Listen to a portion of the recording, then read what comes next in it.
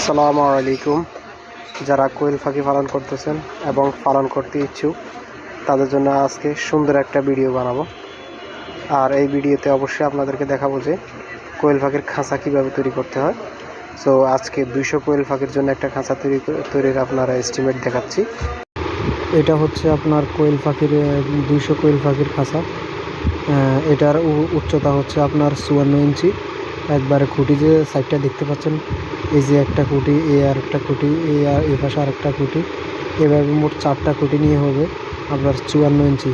যেখানে এই যে এখানে লিখেই দিয়েছি এই 7 নাম্বার, আপনার 7 নাম্বার পয়েন্ট এখানে অবশ্যই আছে। এই 7 নাম্বার পয়েন্টে আপনার 4টা সারফিস লাগবে। আপনারা যদি কোয়েলের খাঁচা তৈরি করতে চান অবশ্যই এই লেখা অনুযায়ী এখানে যতগুলো ইঞ্চি হিসাবে লেখা আছে, যতগুলো প্রয়োজন আপনি অতগুলা কেটে এরপরে খাঁচা তৈরি করবেন। অনেকের কাছে এই খাঁচাটি অবশ্যই অনেকের ঝামেলা মনে হয়, কিন্তু এই ম্যাপটা হচ্ছে মূল। এই ম্যাপ অনুযায়ী খাঁচা তৈরি হবে। আর এখানে আপনার এই অনুযায়ী যখন আপনি কাঠগুলো সুন্দরভাবে কেটে ফেলবেন, এরপরে আপনার খাঁচাটা তৈরি করতে বেশি সময় লাগবে না। অল্প কিছুক্ষণের মধ্যে আপনি একটা সুন্দর খাঁচা তৈরি করতে পারবেন। আর এই খাঁচার দেখেন, এই খুঁটি মোট হচ্ছে 4 পিস 54 ইঞ্চি করে কাটবেন। আর এখানে ফাঁস হচ্ছে 2 ফুট। ফাঁস হচ্ছে বলতে এই দিক থেকে এদিকের ফাঁস যেটা, এটা হচ্ছে 2 ফুট। আর এদিকে হচ্ছে আপনার 6 ফুট এখানে দেওয়া আছে। ফাঁস হচ্ছে 2 ফুট। এভাবে হচ্ছে প্রথম 8 পিস কাটবেন, এরপরে 15 পিস, সবগুলোই লাগবে অবশ্যই। আর এদিকে হচ্ছে লম্বা 6 ফুট। এই 6 ফুট হচ্ছে এখান থেকে 6 ফুট লম্বা, 6 ফুট, এই লম্বা 6 ফুট, এটা হচ্ছে 17 পিস। এরপর আপনার ফাঁস এসে হচ্ছে 28 ইঞ্চি, যেটা হচ্ছে ডিমের। এই ডিমেরটা হচ্ছে কি, এই যে এদিক থেকে এদিকে এই কালো যে দাগটা দেখতে পাচ্ছেন, এখানে কিন্তু খাঁচার ভিতর থেকে এখানে হচ্ছে কি এইগুলো হচ্ছে খাঁচার ভিতর থেকে ডিমগুলো গড়িয়ে এখানে এসে জমা হবে।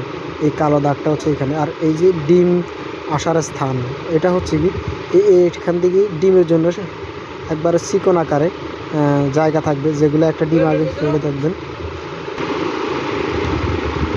তো এখানে বুঝছেন যে এখান থেকে একটা ডিম, হয়তো কোয়েল পাখি ডিম হলে আপনি ভিতর থেকে একটা ডিম ছাড়বেন, গড়িয়ে যখন এখানে আসবে, তো ওর জন্য কতটুকু জায়গা প্রয়োজন এই হিসাব করবেন। ডিমের উপরের জায়গা বরাবর আরেকটা কাঠ ব্যবহার হবে এইখানে। তাহলে আপনি দেখতে পাচ্ছেন এখানে একটা, এখানে একটা, 2টা, এখানে একটা, ময়লা জন্য একটা। এই যে আমার ময়লা জন্য প্রত্যেকটা ট্রে, এই যে এখানে আপনার 4 ইঞ্চি ডেল হয়েছে, এইটা খেয়াল করবেন অবশ্যই। এই যে এর সামনে আছে 1 ফুট, কিন্তু পিছনের পাশে আছে 8 ইঞ্চি, তাহলে ডেলটা অবশ্যই 4 ইঞ্চি রয়েছে।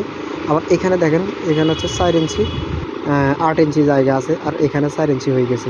কারণ হচ্ছে এখানে হচ্ছে মূল 4 ইঞ্চি থাকবে, এখানে 8 ইঞ্চি হয়ে যাবে, কারণ ডেলটা পাখির খাঁচাটা হয়েছে। এই ডেলে দিয়ে এইভাবে এখানে গড়িয়ে ডিম চলে আসবে। আর এই যে দরজা, এই দরজা আপনি এইভাবে সুন্দরভাবে এক পাশে অথবা মধ্যবর্তী দিতে পারবেন, যে খাঁচা 1টা 2টা 3টা, তাহলে আপনার এখানে হচ্ছে 6 ফুট, এদিকে হচ্ছে 2 ফুট। তাহলে এইভাবে আপনার মোট 200 পাখি পালতে পারবেন। এই কাঁচরার জন্য ট্রে ব্যবহারের জায়গা দিয়েছিলাম, এই যে ময়লা ট্রে, এই যে ময়লা ট্রে, বিস্তারিত সবগুলো দিয়ে দিছি। আর সবচেয়ে বড় কথা হচ্ছে এখানে আমি 2টা কাঠ দিয়েছি, যে এটা হচ্ছে এটা চাল। আবার কাঁচরা ট্রে বসবে যেখানে, ওইখানেও 2টা।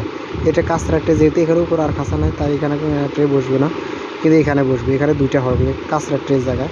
কিন্তু পাখি যেখানে দাঁড়াবে এখানে অবশ্যই 3টা কাঠ ব্যবহার হবে। আমি সবগুলো এখানে এই যে 2 ফুট করে দিয়েছিলাম না, এই 15 পিসের ভিতরে এখানে আছে।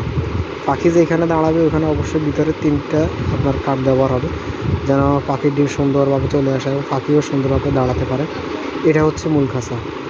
আর অবশ্যই আমার আশেপাশে যারা আছেন তারা এইভাবে যখন কাঠ কেটে রাখবেন, আমার যদি যাওয়ার সম্ভব হয় অবশ্যই আমি যাওয়ার পর আপনাকে 5 মিনিটের মধ্যে অবশ্যই একটা খাঁচা দাঁড় করায় দিতে পারবো, এই কাঠগুলো যখন আপনি রেডি রাখবেন। এটা হচ্ছে মূল কথা। ইনশাআল্লাহ আমি আপনাদেরকে আরও আপডেট কিছু দেখাবো, আরও সুন্দর সুন্দর কিছু খাঁচার ম্যাপ দেখাবো, এগুলো আপনি খাঁচা তৈরি করবার পরে অনেক সুন্দর মনে হবে ইনশাআল্লাহ।